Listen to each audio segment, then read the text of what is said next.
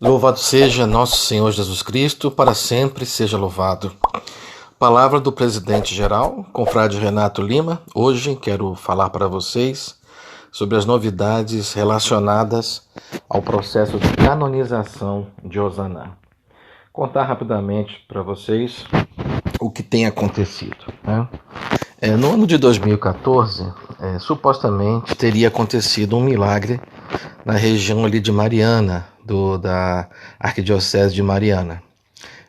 A mãe do menino que teria recebido o milagre escreveu para mim em 2016, alguns dias após o início do meu mandato como presidente-geral. Então, quando eu recebi esse e-mail, eu imediatamente, então, nós nomeamos uma comissão para investigar, para ver se aquele relato, se aquele caso, ele era de verdade, né, forte e pudesse ser trabalhado pelo Conselho Geral junto ao Vaticano no sentido de ser o segundo tão esperado milagre de Osana. Então nós começamos ali a fazer uma investigação, fizemos várias visitas ali a Conselheiro Lafayette, que é a cidade onde aconteceu supostamente o milagre atribuível a Osana, né? Houve várias reuniões, várias visitas, quando nós então chegamos ao arcebispo de Mariana e solicitamos a abertura do tribunal eclesiástico. O tribunal eclesiástico foi aberto ano passado, no mês de novembro, na verdade. E aí começaram então os trabalhos, foi nomeado um vice-postulador, foi nomeado um notário, o advogado, todo aquele rito para que o milagre seja estudado. Então, foram anexados aos processos relatos das pessoas, exames médicos, testemunhos, né, perícias, confirmações, médicos que não se conheciam analisaram o mesmo material e, enfim, é todo um rigor, toda uma seriedade que um processo desse necessita. E, mais recentemente, no dia 24 de setembro, o Tribunal Eclesiástico em Mariana terminou os trabalhos. E eu aqui quero aproveitar e agradecer a rapidez com que Dom Ayrton, que é o arcebispo de Mariana, fez com esse processo, né? Monsenhor Natali, que é o notário também, foi peça-chave, e o padre Luiz Botelho, que é o nosso vice-postulador aqui no Brasil, ele que é da região de São Carlos, em São Paulo. Todos trabalharam muito bem, todos trabalharam de maneira muito profissional, né? Mariana já tem experiência em fazer processos de canonização. Dom Luciano Mendes de Almeida, por exemplo, é um processo que já também saiu de lá. Então, quando nós chegamos, toda a arquidiocese, o tribunal eclesiástico já tinha um know-how, já sabia como fazer, já tinha experiência. Isso também nos ajudou, porque todos os ritos foram cumpridos, todas as etapas foram cumpridas, porque não poderia, né? Se houvesse alguma falha, teria que refazer o processo. E graças a Deus não aconteceu isso. Bem, e aí eu fui nomeado, né, como portador oficial dos documentos, em torno de 1.000 páginas, 12 quilos de papel. E o portador oficial, ele tem que honrar com a própria vida, ele vai levar aquilo como se fosse o meu filho, minha filha, é uma coisa muito importante na minha vida. E eu assinei um documento dizendo que iria entregar pessoalmente ao Vaticano os documentos, né? E aí então começa a nossa via sacra, que é como que se pode um brasileiro viajar em pleno tempo de pandemia, né? E muitas pessoas me dizendo, não, você não vai conseguir, é muito difícil, você vai ficar preso nos aeroportos, é Covid para lá, é Covid para cá, tem que fazer exame, as companhias aéreas não vão deixar você entrar, o seu passaporte é brasileiro, o Brasil está em segundo ou terceiro lugar em número de casos, eles não vão aceitar. Então eu ouvi não de todas as pessoas, né? Então eu comecei a fazer o seguinte, eu vou começar a levar declarações, né? Então pedi uma declaração para o padre José Guerra, que é o nosso postulador em Roma, ele fez uma declaração dizendo que eu ia entrar apenas para entregar esses documentos, que no dia seguinte já voltaria. consegui declaração de Dom Ayrton, do Monsenhor Natali, da Anunciatura Apostólica em Brasília. Eu vinha vinha juntando essa papelada toda para que, se alguém, algum policial ou alguém da imigração pedissem esses documentos, eu os apresentaria. Então, estava com os exames de Covid, eu cheguei a fazer 3 exames de Covid negativo, porque para cada voo que eu fiz havia que ter o Covid negativo antes. Então, eu cheguei a fazer 3 exames, numa mesma semana eu fiz 3 exames de Covid. E aí Deus é maravilhoso. E aí eu quero falar aqui, quero registrar aqui outro milagre que aconteceu, que foi a minha ida a Roma, né? Também é outro milagre, não tenho dúvida disso. O primeiro voo para Lisboa foi um sucesso. Depois, o segundo voo para Paris, que eu fui participar das reuniões do Conselho Geral, nos dias 3 e 4 de outubro.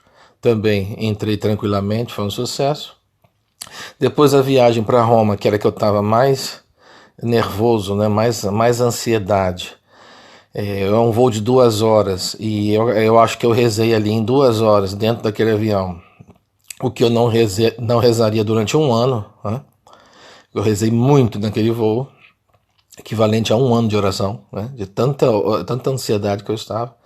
E quando nós pousamos em Roma, foi uma tranquilidade.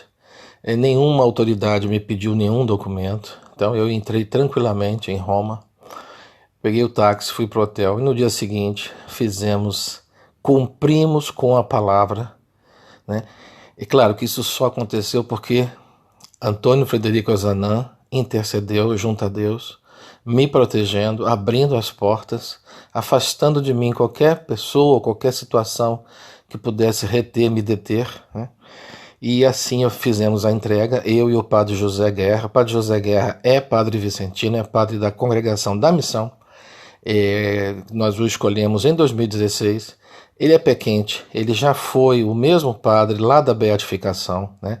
Depois, outros presidentes gerais nomearam outros sacerdotes para essa função. Quando eu assumi a presidência geral, trouxe novamente o padre José Guerra, que é, como falei, sortudo, pé quente, conhece profundamente os meandros, os corredores do Vaticano. Então, eu e ele fomos e entregamos toda a papelada solenemente nas mãos do cardeal Marcello Bartolucci.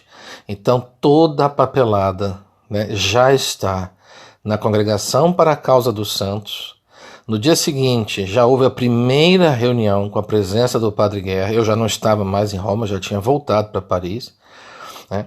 E as coisas vão caminhar. O que eu peço é o que está escrito na nota que nós publicamos no site do Conselho Geral e que vários conselhos nacionais reproduziram, como o próprio Conselho do Brasil reproduziu. Então, lá no último parágrafo, eu digo o seguinte: olha, não podemos pressionar, não podemos ficar cantando vitória antes da hora, não podemos, sabe? É uma alegria contida, ou seja, nós temos que continuar rezando, continuar devotos e esperar o tempo da igreja, né? O tempo da igreja. Então, quando me perguntam quanto tempo você acredita, eu não respondo essa pergunta porque não tenho essa capacidade.